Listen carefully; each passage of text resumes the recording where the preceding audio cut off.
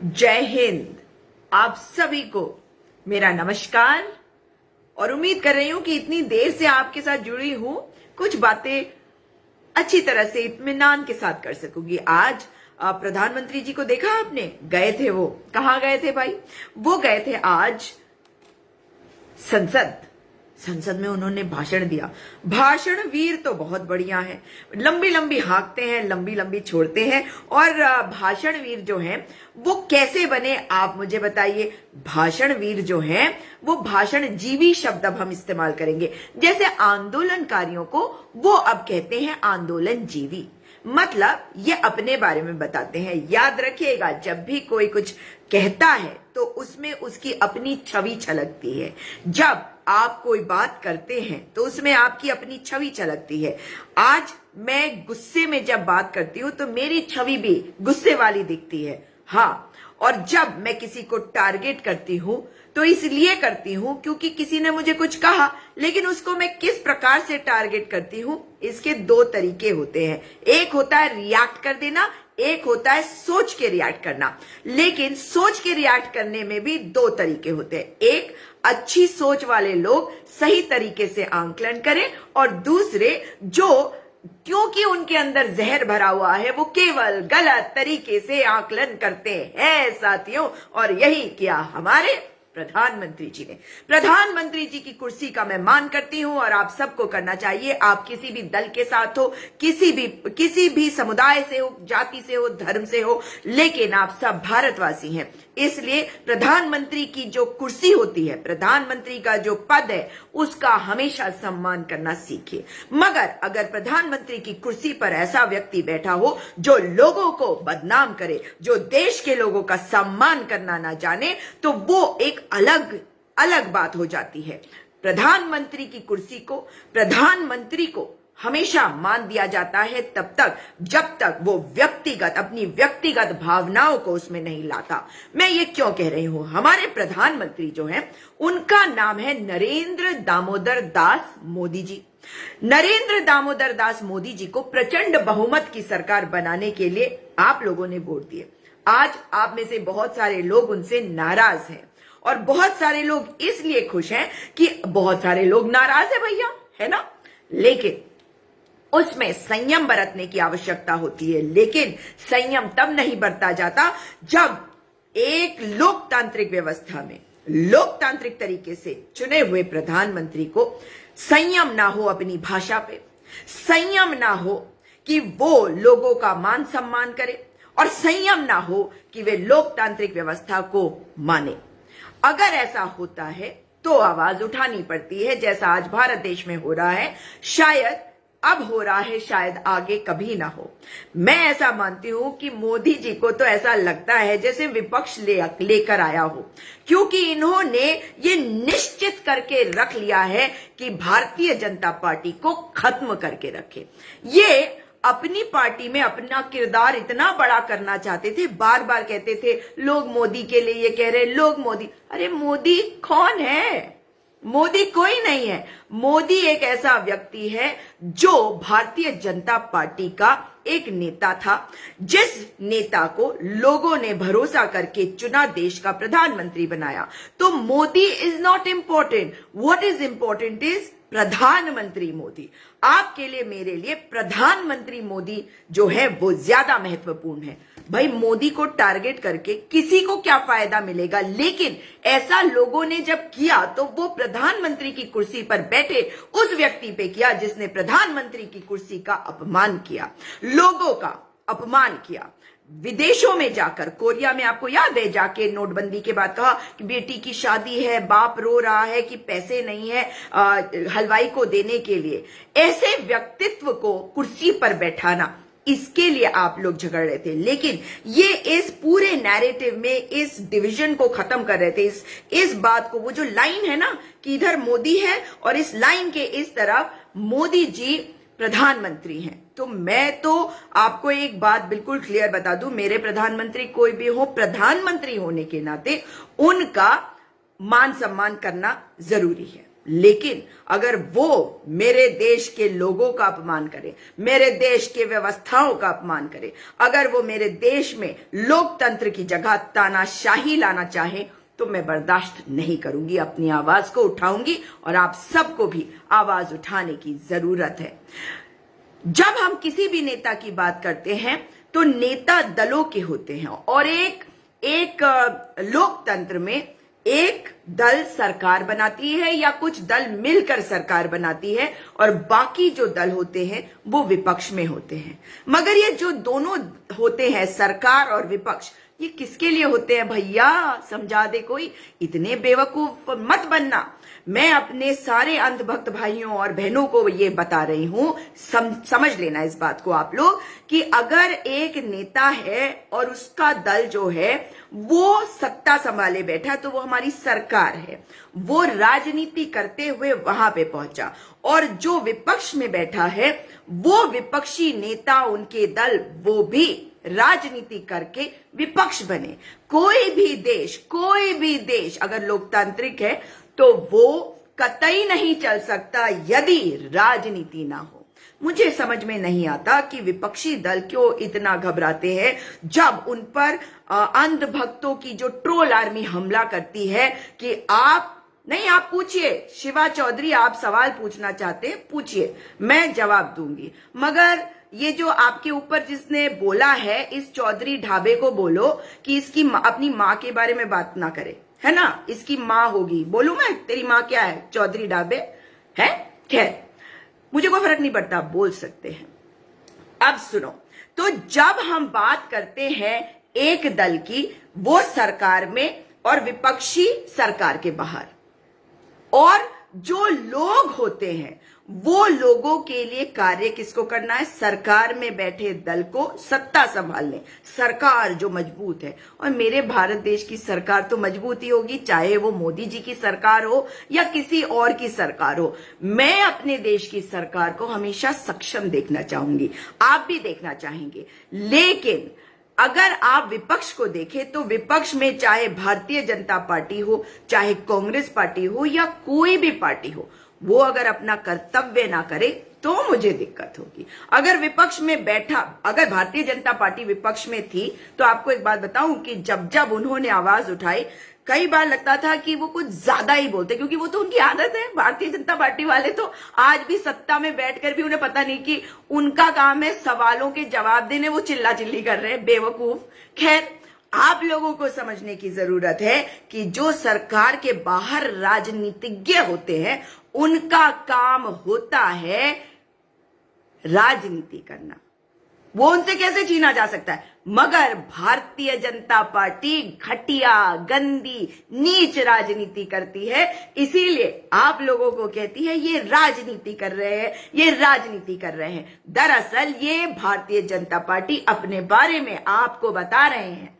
इसलिए जब वो कहते हैं कि विपक्षियों ने जो किसानों को भ्रमित किया है, तो वो बता रहे हैं कि वो राजनीति कर रहे हैं, मगर आपके दिमाग में डालना चाहते हैं कि वो घटिया राजनीति है, जबकि विपक्ष वो कर रहा है जो लोकतंत्र में उसका काम है। और मोदी जी सुन ले, भारतीय जनता पार्टी सुन ले, संघ सुन ले, और संघी जो है हिंदू महासभा के वंशज संघी सुन लो, हमें रोक नहीं पाओगे, हम तो बोलेंगे।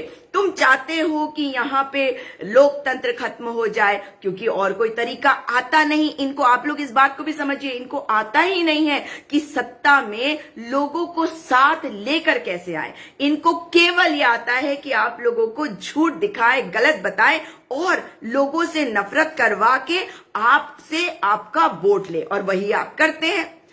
अब की बार आप सीख तो गए होंगे, लेकिन जो भारतीय जनता पार्टी के कार्यकर्ता हैं, उन्हें अब तक ये बात समझ में नहीं आई। भाई, मैं किसी को क्यों चुनूंगी? मैं विद कांग्रेस हूं, मैं इन कांग्रेस कहां से बना रहे हो मुझे।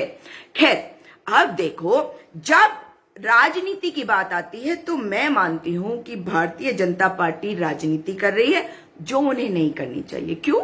मतलब मैं कहूं कि कांग्रेस राजनीति करे और कौन सी पार्टियां हैं, सपा राजनीति करे, तृणमूल करे, जो भी अकाली दल वगैरह सब करे, और ये ना करे। वैसे अकाली दल तो इन्हीं के समर्थक है, आप करे, आप भी वैसे इन्हीं की भी पार्टी है। लेकिन यदि मैं कहती हूं कि ये राजनीति ना करे तो इसलिए कहती हूं कि जब आपके दल को चुन लिया जाता है तो आप सरकार बनाते हैं। कल मुझे बड़ा बहुत अचरज हुआ कि विपक्ष में से किसी ने इस बात को नहीं कहा। मैंने कहा था किसी चैनल पे डिबेट पे, मैंने कहा था कि ये कैसे हो सकता है कि प्रधानमंत्री जी पश्चिम बंगाल जाते हैं मेरे और आपके पैसों पर। आप भी टैक्स भरते हैं, आप एक साबुन भी अगर खरीदे तो भी टैक्स भरते हैं।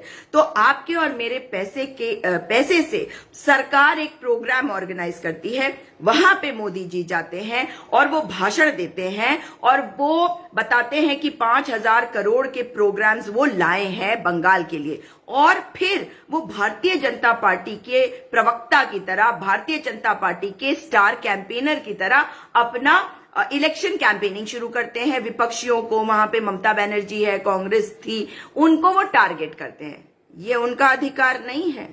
इस पर सवाल बनता है, खबरदार प्रधानमंत्री जी, आपने देश के पैसों से अगर अपनी इलेक्शन कैंपेनिंग करी, आपको अधिकार नहीं है। उस स्टेज से तो नहीं था आपको जहां से आपने किया। भारतीय जनता पार्टी के हर स्टेज से आपको अधिकार है। आप विपक्षियों पर हमला बोले, उन्हें अपशब्द कहे, जो आपको बहुत बढ़िया आता है। ये साथियों एक और चीज ये भूल गए हैं कि ये कैसे आए थे। इन लोगों को कहा मुझ गरीब को इन्होंने बुरी बातें करी, इसीलिए आप लोगों ने दया करके इनको चुन लिया। दया करके कभी नेता नहीं चुना जाता, क्योंकि जो दया का पात्र हो, दया जीवी हो, तो वो दया जीवी बनकर रह जाएगा।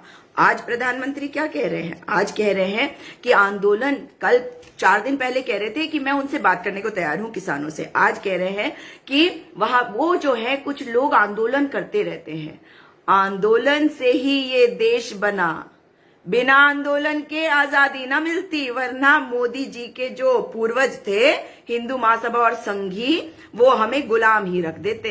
वो आंदोलन था जो बापू ने लड़ा, उस आंदोलनकारी हमारे बापू को उनकी हत्या करी इनके संघियों के हिंदू महासभा के नथुराम गोडसे ने, जो भारत देश का पहला आतंकवादी था।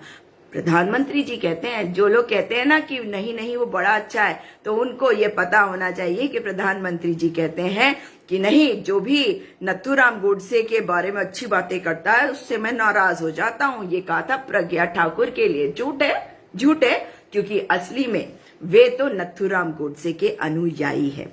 आप देखिए कि उन्होंने आज कहा कि आंदोलन जीवी है जो आंदोलन करवाते हैं।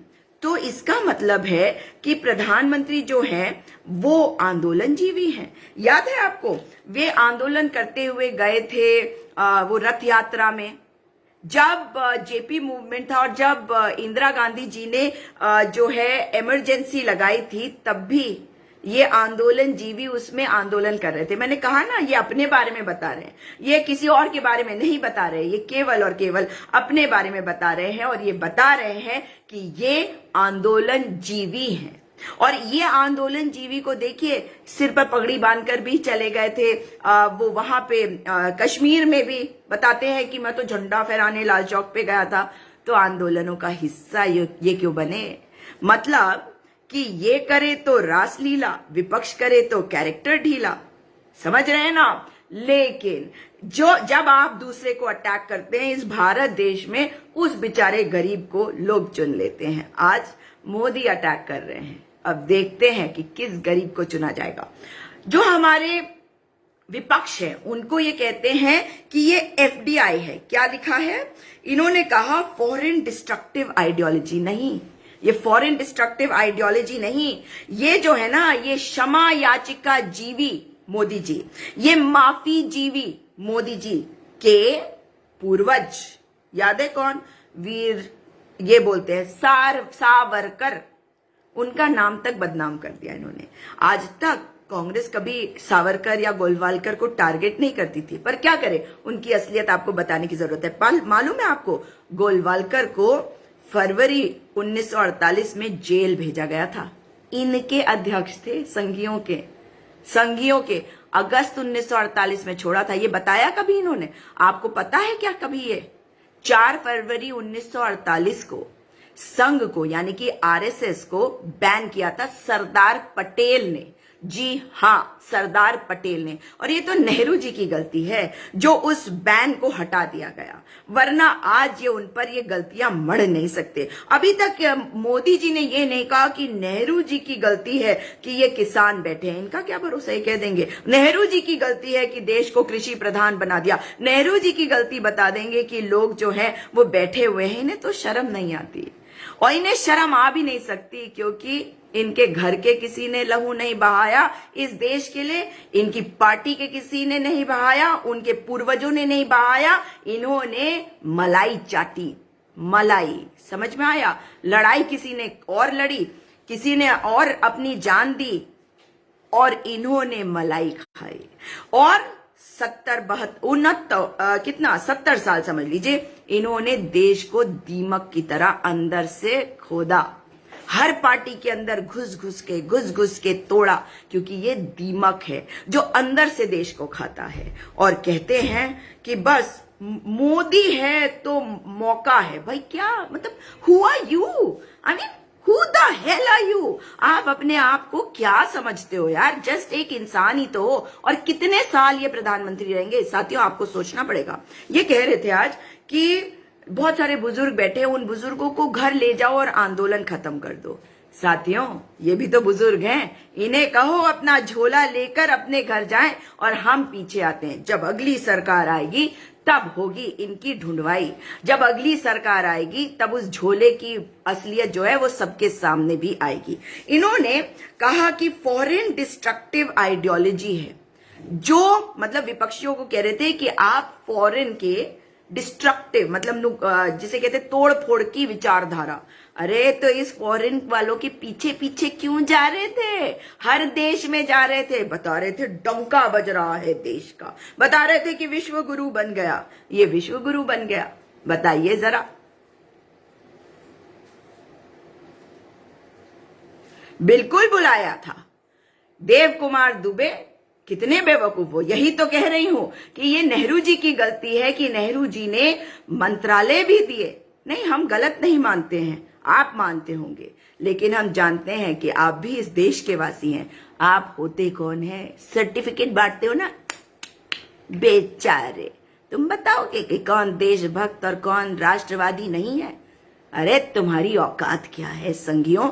तुम बताओगे कि किसके अंदर खून है एक राष्ट्र प्रेमी का? तुम्हारे अंदर तो खून है सावरकर का, गोलवालकर का, जो कहते थे अंग्रेजों से कि अंग्रेजों भारत मत छोड़ो। गोलवालकर ने चिट्ठी लिखी थी कि अंग्रेजों भारत मत छोड़ना। जो कांग्रेस ने भारत छोड़ो आंदोलन को शुरू किया है उसको कुचलो। इसीलिए तो आज हमारे प्रधानमंत्री जी उसी आरएसएस संघ के नुमाइंदे बनकर बता रहे हैं कि आंदोलन नहीं होने चाहिए, क्योंकि उनकी असलियत इसी से पता चल जाती है, वो अपनी असलियत दिखा रहे हैं। तो इस बुजुर्ग को घर भेज देना चाहिए। एक और बात उन्होंने कही, उन्होंने कहा एमएसपी है, थी और रहेगी। अच्छा, सब्सिडी भी गैस पर, सब्सिडी भी थी, है और रहेगी, है ना? है ना? सब्सिडी है सबके पास, राशन कार्ड भी थी, है और रहेगी। हाँ, रेलवे थी, है और रहेगी, बेच दिया। एयरपोर्ट थी, है और रहेगी, बेच दिया। क्या क्या बेचोगे? उत्तराखंड में कहर देखा है हमने, कहर देखा है। सिर्फ मोदी जी के ये जो आइडियाज है ना, 4 धाम यात्रा के लिए 4 धाम रोड बना दो। अबे पहाड़ को खोद के ऐसी जगह पे जिसके नीचे प्लेट है जो हिल रही है, जहां पे अर्थक्वेक आता है, भूचाल आता है, वहां पे उठा के अपने दोस्तों को कह रहे नहीं यहाँ पे ठीक है, सब कुछ बन रहा है। और ये सिर्फ इनकी सरकार का दोष नहीं, पिछली सरकार कांग्रेस की भी सरकार ने किया, ये सबका दोष है। और देखो, अरे एक आदमी स्वामी सानंद जो आईआईटी में प्रोफेसर थे, जीडी अग्रवाल जी, उन्होंने आंदोलन किया 111 दिन, उसके बाद उनकी मौत हो गई। उन्होंने कहा था, कई बार कहा कि मैं समाधि ले रहा हूं, उन्होंने पानी पीना छोड़ दिया, उन्हें ऋषिकेश के एम्स में भर्ती कराया गया और उसके बाद उनकी जान चली गई। जानते हैं वो क्या कह रहे थे? वो कह रहे थे कि जितने जल परियोजनाएं हैं हाइड्रो पावर के, ये गंगा के ऊपर, इसे बंद करो। वो बार बार कह रहे थे। 2013 की आपदा जो है वो मैं आपको बताऊं कि उस समय भी ये एक मंदिर को एक जगह से दूसरी जगह हटा रहे थे, तब तो कांग्रेस की सरकार थी। मैं तो कांग्रेस की सरकार के बारे में भी बता रही हूं आपको। तब भी ये कहा गया कि देवभूमि है, ऐसा मत करो। कुछ चीजें ऐसी होती है जिनका मान सम्मान करना चाहिए, उसे छोड़ देना चाहिए। मंदिरों के साथ छेड़खानी नहीं करनी चाहिए। भगवान भगवान ही होता है, किसी भी धर्म के भगवान हो उनको मानना पड़ता है। कुछ चीजें ऐसी हैं जो छोड़ दे, नहीं तो इंसान को तो किसी चीज का डर नहीं रहेगा। आप समझ रहे हैं मैं क्या कह रही हूं। और उसके बाद देखिए अब इन्होंने क्या किया, इन्होंने जो धौली गंगा बता रहे हैं ना, 6 नदियां ऐसी हैं जिनका पानी जाता है गंगा में। उस धौली गंगा के ऊपर ये छोटा सा एक हाइड्रो पावर का प्रोजेक्ट लग रहा था। मैं ऐसा मानती हूं कि हाइड्रो पावर प्रोजेक्ट लगने चाहिए, छोटे छोटे लगने चाहिए, लेकिन संवेदनशील इलाकों में पहाड़ खोद खाद के नहीं लगने चाहिए और पर्यावरण विदों से बात करना चाहिए। मैं ये जरूर कहना चाहूंगी कि हमारी सरकार इस वक्त तत्परता से लगी हुई है और हम उनके साथ हैं, क्योंकि 250 लोगों का पता चल रहा है कि जो नहीं है। तो इस चीज में अभी हमारी जो प्रायोरिटी है वो ये है कि वो सारे लोग मिल जाएं। ईश्वर से आप भी प्रार्थना करिए, आप अपने जिसका जो भी भगवान है उनसे प्रार्थना करिए कि जो लोग नहीं मिल रहे हैं वो मिल जाए। लखीमपुर खीरी के एक गांव के करीबन 60 लोग बताए जा रहे हैं। सोचिए उस गांव का हाल। इसलिए कह रही हूं कि मैं अपने एसडीआरएफ जो डिजास्टर मैनेजमेंट है, हमारी जो पुलिस है, आईटीबीपी है, वो इतना बेहतरीन काम कर रही है, हमारे अधिकारी लगे हुए हैं, लेकिन काश इन्होंने समझा होता। कई लोगों को बचाया है, लेकिन ऐसा हादसा ना होता तो बेहतर होता।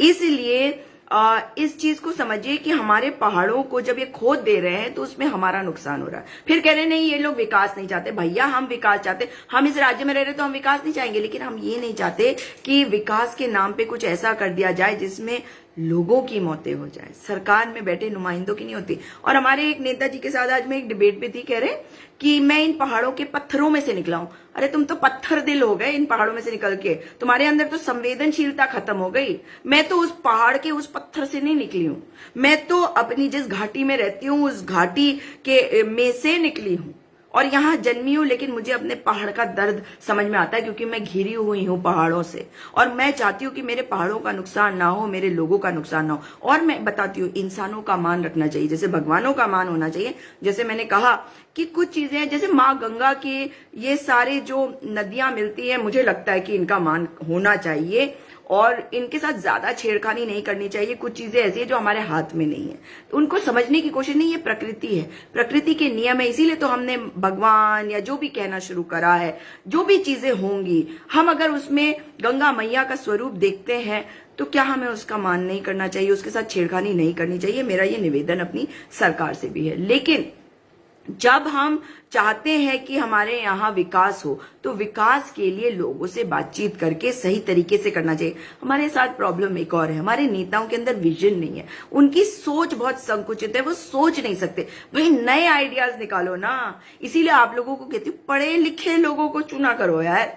आप लोग भी तो किसी को भी उठा के कोई कहेगा जी मैं गरीब ये वो तो चुन लेंगे। अब देखो क्या हो गया, चाय खतरे में आ गई। पहले हिंदू खतरे में था है, फिर असली किसान खतरे में आ गया, पता नहीं कौन कौन खतरे में आया, लेकिन अब चाय खतरे में आ गई। उसके बाद योग खतरे में। मोदी जी ने कलकत्ते में कल कहा कि योग खतरे में, चाय खतरे में। चाय खतरे में, चाय कैसे बताओ? आप चाय पीना बंद कर दोगे? अरे फॉरेन कंट्री में क्या हो रहा है उससे हमें क्या लेना देना। चाय खतरे में हो सकती है, जिसको चाय की आदत पड़ गई, चाहे वो फिरंगी हो चाहे वो हिंदुस्तानी हो, वो आदत थोड़ी छूट जाएगी। वो तो आदत है। मैं तो बहुत चाय पीती हूँ, लेकिन आप कह रहे हैं कि चाय खतरे में। अरे मैं तो सोच रही थी कि जब आप प्रधानमंत्री बने तो चाइना खतरे में हो जाएगा। चाइना को वो लाल लाल आंखें दिखाई जाएंगी कि चाइना जो है वो मुंह की खाएगा। और हुआ क्या आप भी जानते हैं, आपको मुझे ज्यादा कुछ बताने की जरूरत नहीं है, आपने देखा है, आप अच्छी तरह से जानते हैं। खैर मैं इस बात को जरूर कहना चाहती थी कि आप लोग आगे से जब भी किसी नेता को चुनते सोच समझ के चुनिएगा, क्योंकि एक नेता ऐसा चुन लिया जो अपने आप को बहुत बेवकूफ दिखा रहा है, या तो प्रेशर में है या समझ नहीं पा रहा और हर चीज को वो अपने ऊपर ले रहा। वो इतना इंपॉर्टेंट नहीं है। ये सोशल मीडिया के जरिए बीजेपी की आईटी सेल ने उन्हें इतना इंपॉर्टेंट बनाया, वो नहीं है इंपॉर्टेंट। वो जो प्रधानमंत्री की कुर्सी पे भाई आप लोगों ने उनके नाम पे उनको चुना है, वो उतने तक सीमित है। कि हम नहीं चाहते कि भाई उनके नाम पे क्यों हो रहा है। भाई भारतीय जनता पार्टी को खुद अपने अंदर झांकने की जरूरत है, क्योंकि भारतीय जनता पार्टी का खत्म हो जाना सुनिश्चित हो गया है मोदी जी के हाथों। आप मुझे बताइए, मैं आपसे जानना चाहती हूँ, जो भक्त नहीं, जो अंधभक्त नहीं है, मैं उनसे जानना चाहती हूँ जो मोदी जी का विरोध करते हैं। आप मुझे बताइए क्यों कर रहे हैं आप उनका विरोध? 5-6 साल, अगर एक टर्म और मिल जाता है तो आप समझ लीजिए इधर कितने हैं, 3 साल बचे, 5 और 8 साल, उसके बाद कितनी उम्र हो जाएगी, 78। चलिए 5 साल और बना लीजिए, 83। उसके बाद आपके बच्चे तो दुनिया में रहेंगे, 83। उसके बाद एक और टर्म दे दीजिए। कितने टर्म देना चाहते हैं आप? हैं 88 के बाद भी उन्हें प्रधानमंत्री बनाएंगे? हैं नहीं ना। तो कहीं तो रुके, चलो 100 साल तक बना दो, उसके बाद तो रुकेगा ही कहीं ना कहीं सिलसिला। भूलिएगा मत, भूलिएगा मत।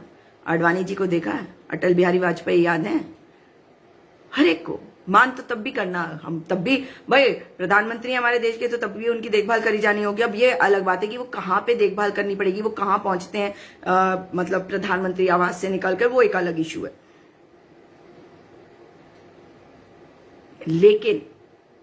लेकिन ये आपको सोचना है, उसके बाद कौन? भारतीय जनता पार्टी।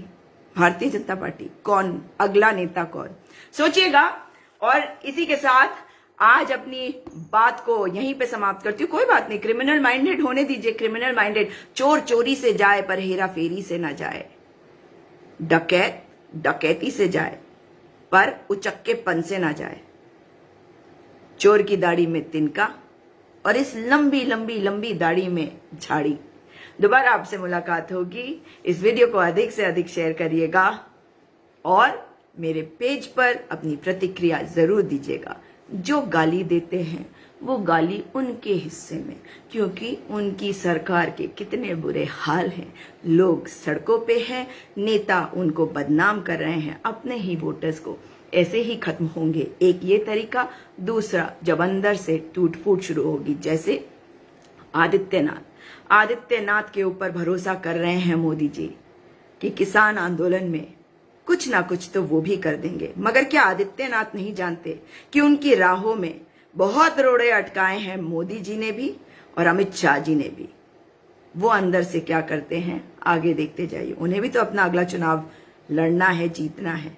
किसानों की लड़ाई उनसे तो है ही नहीं, वो उनके वोटर भी तो हो सकते हैं ना। तो अपनी ऊर्जा को सकारात्मक रखिए, ये अपने आप टूटेंगे। जो जितनी तेजी से ऊपर जाता है वो उतनी तेजी से नीचे गिरता भी है। चढ़ने दीजिए, जितना चढ़ेंगे उतना उतरेंगे भी। दोबारा आपसे मुलाकात होगी और जिनको मिर्ची लग रही है उन्हें लगने दीजिए। बिल्कुल सही आपने कहा, औरीन जी। नमस्कार, जय हिंद।